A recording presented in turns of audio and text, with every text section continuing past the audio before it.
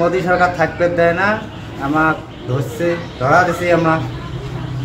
আমার ধরা দেওয়ার পরে আমার দিল্লি পুলিশ আনিয়ে বিএসএফের হাতত দিছে।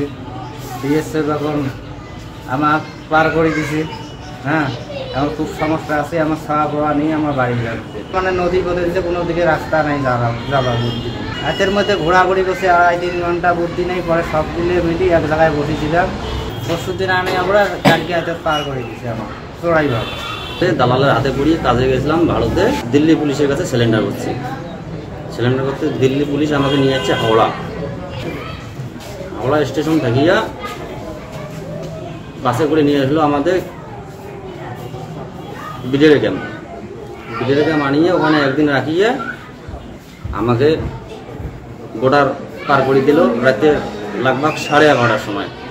যদি এরকম হয় যে এই 17 জনের মধ্যে কেউ বাংলাদেশের নাগরিক নয়, এরকম যদি আমরা পাই তাহলে বাংলাদেশের প্রচলিত আইন অনুযায়ী তাদের বিরুদ্ধে ব্যবস্থা হবে। বিজিবির মাধ্যমে তাদেরকে আমরা গোমস্তাপুর থানায় বিজিবি আমাদের কাছে হ্যান্ড ওভার করেছে, আমরা তাদের পেয়েছি।